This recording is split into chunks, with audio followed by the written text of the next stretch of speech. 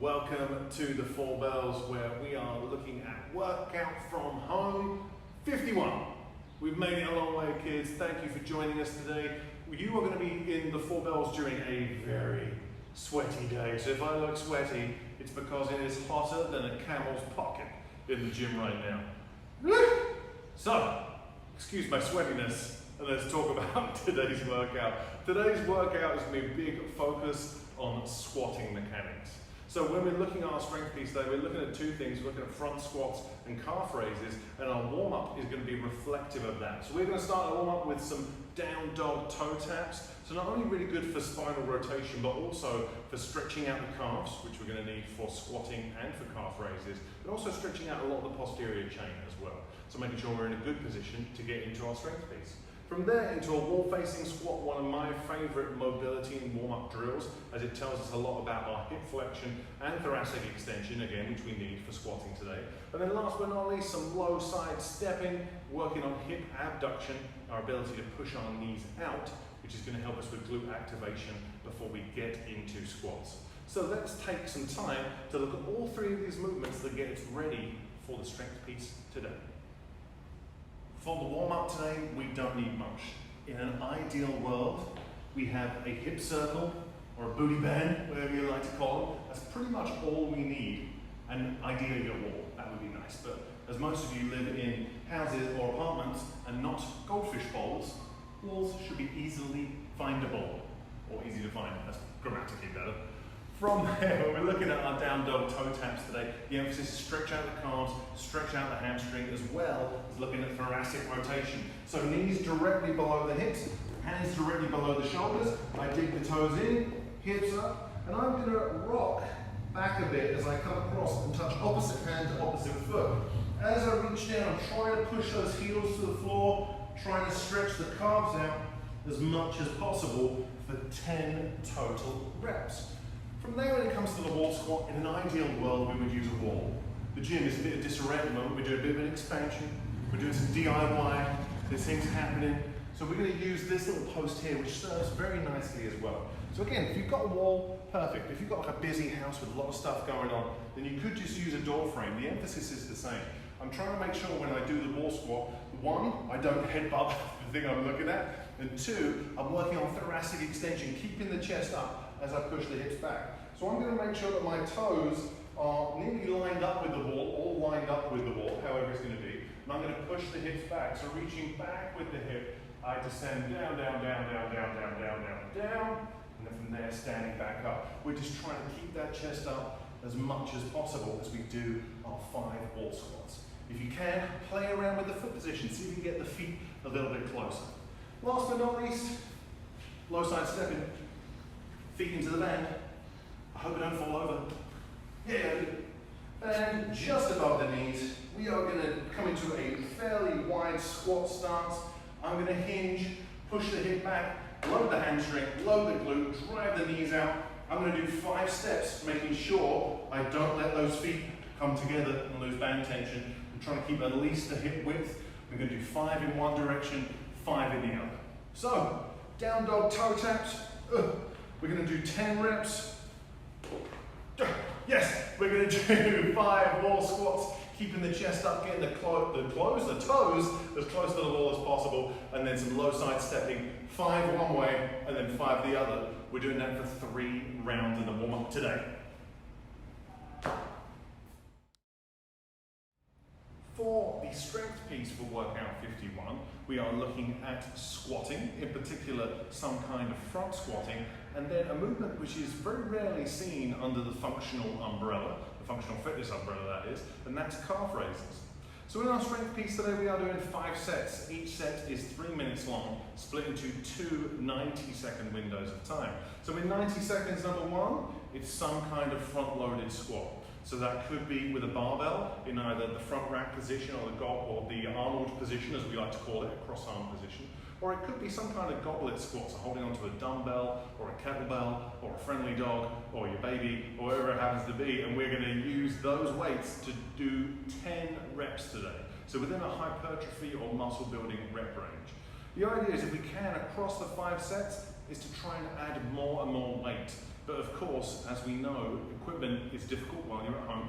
So it may be learning to slow those reps down, add more time under tension, add a pause in at the bottom of each squat, and play around with how we can make our squats more challenging. From there, in our second 90 seconds, we are looking at calf raises. With our calf raises, we're going to do 45 seconds of calf raises, non-stop. If we can do them at body weight and they're not too tough, we should add some weight to them as well. So we're going to talk about how to do that, as well as how we should be approaching squats right about meow. With the strength piece today, we are looking at front-loaded squatting. So that means the weight is going to be in front of me. It could be a barbell in the classic front rack position. It could be in a cross-arm position with a barbell, or as we like to call it, the Arnold style, because it reminds us of Arnold Schwarzenegger in the old classic bodybuilding books. It could be with a kettlebell. It could be with a dumbbell. It could be with 2 kettlebells or 2 dumbbells. You get to decide really depending on what you have available, but we are looking to do 10 reps today. So of course, when I'm performing my reps, as always, keeping an emphasis on the torso being as upright as possible. So we don't need to be perfectly upright, but the idea should be is that when I'm trying to be upright, is that I'm trying to minimize stress on the low back. So allowing the hips to initiate the movement, hips come back, knees come out as I pull myself down to the bottom of that squat, and then standing back up. We are going to do 10 reps as we perform our front squat today. So as I've said before, if you find that weights are hard for you to come by at home, you don't have very many weights to play with, then another way to make the reps more challenging is always to slow the rep down. You can do 3 seconds on the way down, or you could pause at the bottom for a second or 2 and try and maintain as much time under tension as possible. So if you've only got light weights, play around with the time you have. When it comes to the calf raise, which is the next movement today, a movement that is kind of seen as like it's more like a bodybuilding kind of move, but having strong calves is essential for good knee health. The strong calf stabilizes the back of the knee. So if you like something like running, if you like doing a lot of running, if you don't have strong calves, it can really affect the back of your knee if you're not careful. So make sure that when you're doing your calf raises, we're trying to go through a full range of motion to make sure that we can build the strongest calf possible. I don't need a massive platform to do this or a giant calf raise machine. I just need a step. So if you've got a step at home, it could be your stairs, it could be a step stool that can tolerate your weight. Either way, all I'm going to do is come onto the edge of it, just with the ball of the feet to the edge. I'm going to let the heels sink all the way down, trying to get a big stretch, and then come all the way up onto the toes, trying to get a big contraction of the calf at the top. Stretch at the bottom, and then come up. If you're feeling pretty confident, you can move with purpose, you can move fast, and if you want to, and if it's pretty easy at body weight, you can add some weight to the situation. So I would say maybe with the first set, you can try with body weight, and then on the next set, I can maybe grab that same dumbbell that I'm using for my squats and add that into my calf raises. Notice how I'm only holding on a little bit with the fingertip. I'm just using that for balance. I don't want this to turn into a calf raise that's also a little pull-up as well.